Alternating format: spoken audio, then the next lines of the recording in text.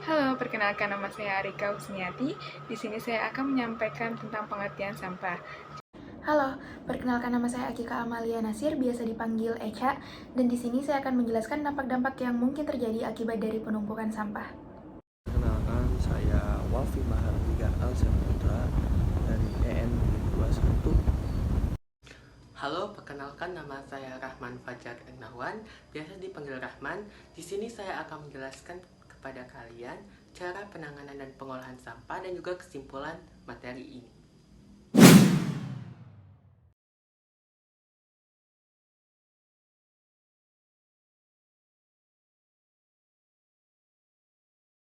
Jadi, pengertian sampah menurut Standar Nasional Indonesia tentang tata cara pengelolaan teknik sampah perkotaan didefinisikan sebagai limbah yang bersifat padat, terdiri dari zat organik dan zat anorganik yang dianggap tidak berguna lagi dan harus dikelola agar tidak membahayakan lingkungan dan melindungi investasi pembangunan.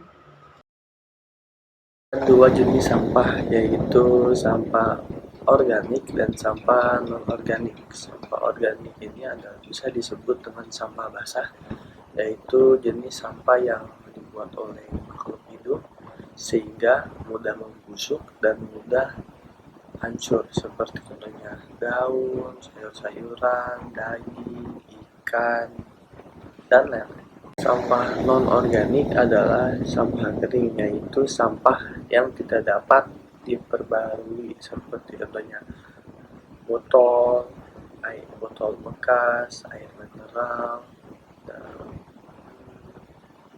lain-lain. Dan penyebab penumpukan sampah adalah karena volume sampah yang sangat penuh sehingga melebihi kapasitas daya tampungnya. Sumber utama dari penumpukan sampah diantaranya adalah sampah dari pemukiman penduduk, sampah dari daerah komersial, sampah dari industri, sampah dari perkantoran atau institusi, sampah dari pertanian, sampah dari jalanan atau taman tempat umum. Kemudian saya akan menjelaskan mengenai dampak-dampak apa saja sih yang mungkin terjadi akibat penumpukan dari sampah ini. Seperti yang teman saya sudah jelaskan sebelumnya, bahwa sampah merupakan zat yang sangat berbahaya dan harus segera dikelola agar tidak merusak lingkungan dan membawa penyakit bagi manusia. Nah, kemudian dampak pertama yang mungkin saja terjadi akibat penumpukan sampah adalah dampak bagi lingkungan. Lingkungan yang penuh sampah akan tercemari dan terasa kotor. Dan tentu saja hal ini akan membawa dampak yang sangat buruk bagi lingkungan itu sendiri dan juga bagi manusia. Dan kemudian dampak yang kedua adalah sampah yang menumpuk dapat mencemari perairan.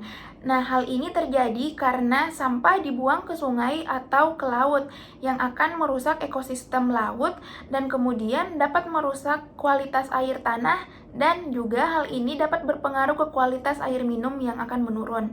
Dan kemudian dampak yang ketiga adalah tidak hanya ekosistem perairan, tetapi penumpukan sampah juga bisa membawa pengaruh buruk bagi kualitas tanah dan kualitas udara yang berada di lingkungan sekitar kita. Dan kemudian dampak yang terakhir adalah dampak bagi manusia itu sendiri, yaitu dampak yang dapat kita rasakan adalah jika terjadi penumpukan sampah yang berlebih, hal ini akan menyebabkan berbagai macam penyakit. Karena seperti yang kita ketahui bahwa sampah merupakan zat yang sangat berbahaya dan mengandung banyak kuman dan bakteri. Saya akan menjelaskan cara penanganan dan pengolahan sampah. Pengolahan sampah merupakan rangkaian mulai dari pengumpulan sampah, kemudian sampah dibawa kepada tempat pengumpulan sementara, dan selanjutnya akan diangkut lagi ke tempat pengomposan ataupun landfill.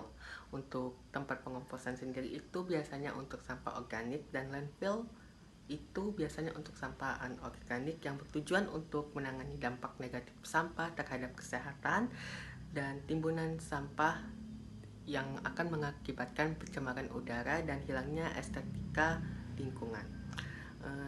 Baiklah, ada beberapa sistem untuk pengolahan sampah itu sendiri. Yang pertama, mendaur ulang sampah untuk merubah bentuk menjadi lebih baik dan bermanfaat agar dapat dimanfaatkan kembali. Yang kedua, menerapkan sistem 3R, yaitu reuse, reduce, and recycle. Dan yang terakhir, menerapkan prinsip pembuangan akhir, yaitu memusnahkan sampah domestik di suatu lokasi pembuangan akhir.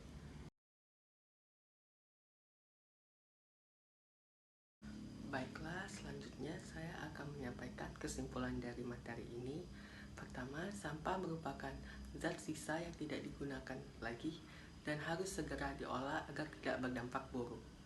Kedua, sampah terbagi menjadi dua, yaitu sampah organik dan juga sampah anorganik. Sampah organik sendiri meliputi sisa tanaman dan juga sisa makanan.